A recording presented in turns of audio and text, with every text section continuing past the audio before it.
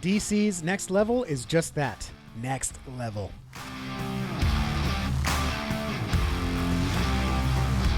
Howdy, howdy, I'm American Texan, and I love comics, specifically reading comics, getting into it. I do collect a little bit, but I really prefer to enjoy the medium through reading and enjoying the art. And this video is about the big two that I read this week from the April 15th releases. Unfortunately, nothing Marvel hit my pull box, so I don't have any Marvel, but I do have 5 DC books, 4 of which I just were an absolute joy, but one of them I did not care for. And it was one of the new releases from the Next Level line, which is their next initiative or jumping on point to explore some characters that are more B-list, maybe even C-tier characters. So let's go over the table. Let's talk about these books and what I enjoyed the most about them. And by all means, let me know down in the comments if you read any of these as well, and let's nerd out together.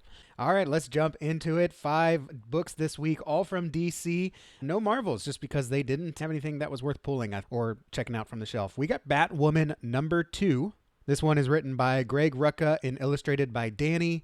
And this one really fell off a cliff for me. Thought the concept was interesting. I got #1 just because I like to check out a lot of #1s. I don't mind checking out a new book that, maybe I had no interest in before, because that's how I find great books, like the next 2 that I'll show you. But this one, the story intrigued me, but the art in #2 really took a dip. And I understand the artist's art style is a little more of that, what I call per Berg style, very rough lines and everything. But issue 1 had way better art.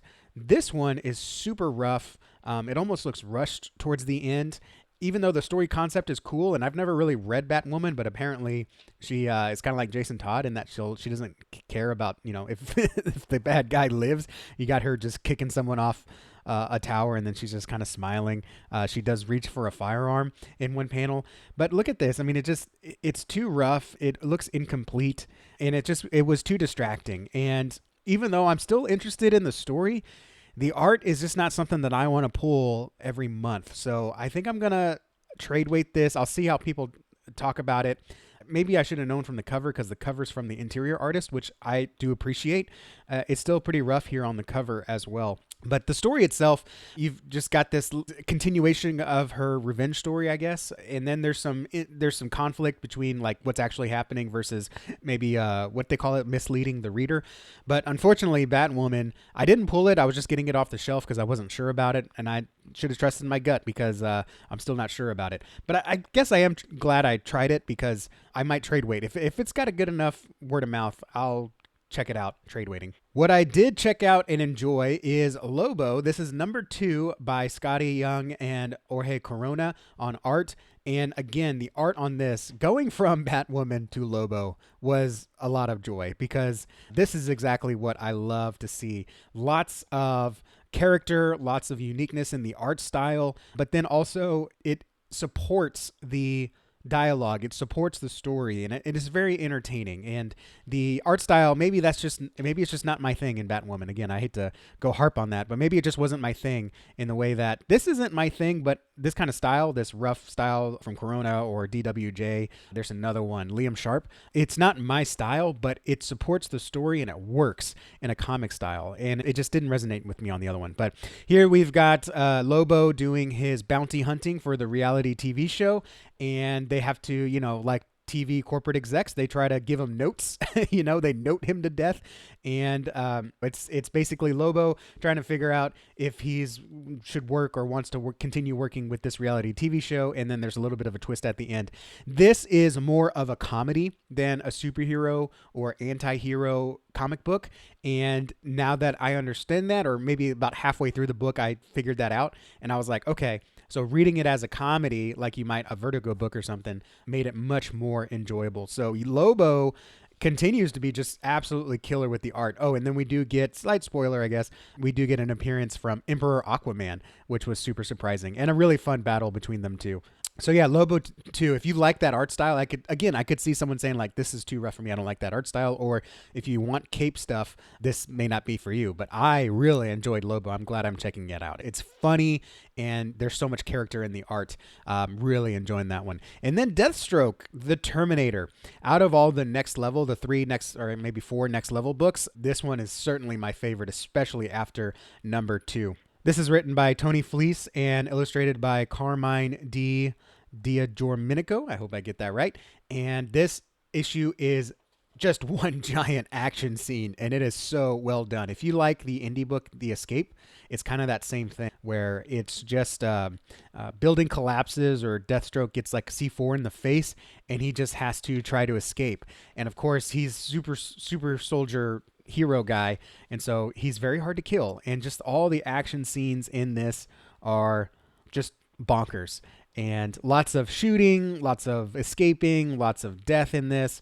It really reads, if you just turn your brain off and just enjoy some beautiful action art, this is exactly what you would love to see. And there is enough in here to continue the mystery, so to speak, of what's happening in issue 1. Slight spoiler if you didn't read any of the series. His number 2, his man in a chair, was killed, and he was misled, and now he's being framed for the kill of the death of a major. And so he's trying to escape here so he can find answers. And then towards the end, we figure out where we're going to go, the side quests, maybe, so to speak, that we're going down. Deathstroke, the writing is on point. It's Tony Fleece. I enjoy the way he writes, and the art is just absolutely amazing. Really enjoyed the art. It's really supporting. It's very kinetic. It's very dynamic. You could see this being a movie playing out in your head as you read. So really enjoyed Deathstroke, the Terminator, number 2. And then we've got Vertigo here, End of Life, number 3 by Kyle Starks and Steve Pugh. I enjoy Kyle Starks' humor. It's crass, it's disrespectful, but it's hilarious. And I was concerned when I started reading it because it seemed like DC was, or the Vertigo editorial was getting a little too hands-on with this book. I got that feeling less with issue 2. I got that feeling again here just for a couple pages in issue 3, but I'm still cracking up. This just still made me laugh out loud. Now, this cold open here with the, I don't know if you call it red pill, but what do you call the manosphere? Like everyone's the problem but me kind of guy. Don't care for that storyline. I just hope that stays in the background. But then we got not Kyle. We got the main character here. I can't remember his name, actually. He's still dealing with his dad having health issues, and he's returned to this small town. It's almost like a reverse Lifetime movie. His assassin life is still following him.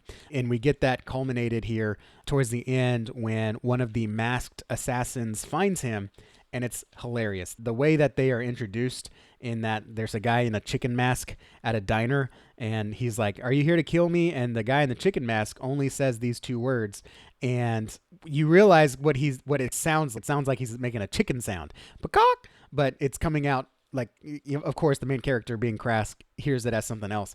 But that's all the guy says, and then they get into a big, almost like Peter Griffin and the chicken fight. It's really well done. I really enjoyed it. This brings a smile to my face. The action here at the end is nice.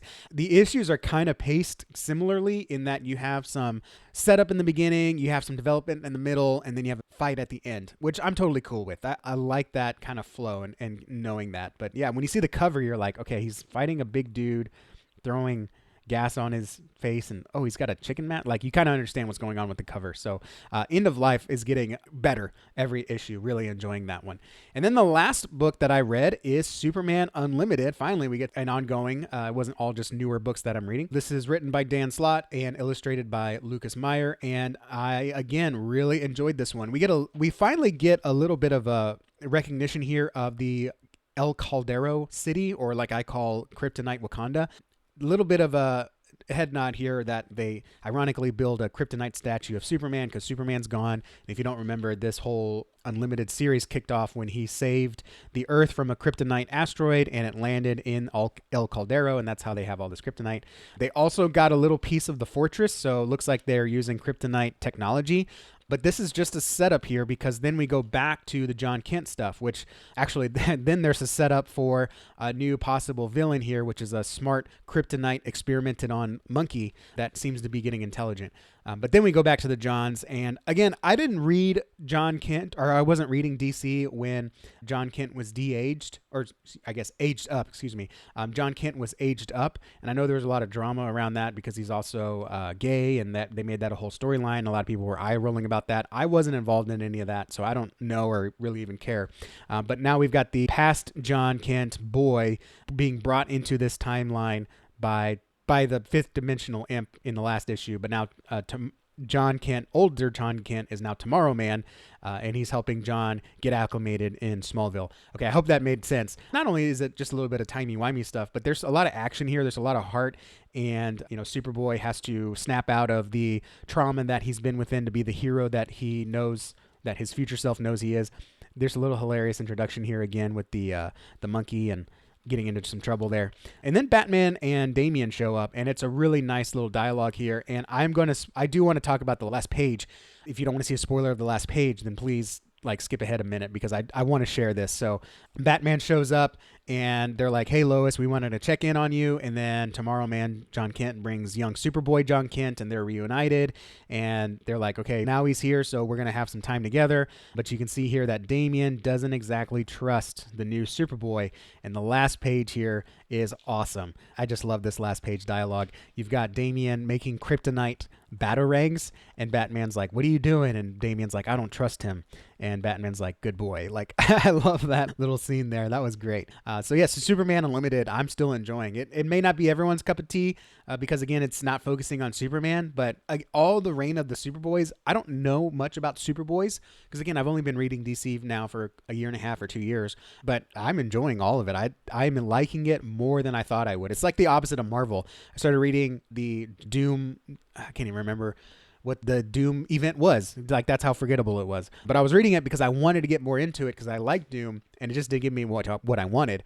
On the opposite end, I'm reading all the Reign of Superboys books, and it's really giving me a lot of interesting entertainment on all the Superboys, and it's not doing the super family trope in the way that I thought it would. So I'm actually enjoying all of these, and this one was a super entertaining read. So that's all the books that I read this week. I only read 5 DC books, but if I had to pick a top 3, I think I'm definitely going to do End of Life number 3, Lobo number 2, and Deathstroke number 1. That was definitely my favorite enjoyable read. So there you go. There's my top 3. So there you have it. Deathstroke and Lobo, I highly, highly recommend. End of Life is a great read, and also Superman Unlimited. If you are curious about it, this seems to be a pretty good jumping on point. I would also get number 11 if your LCS has it, but definitely check out Superman Unlimited. I'm enjoying it.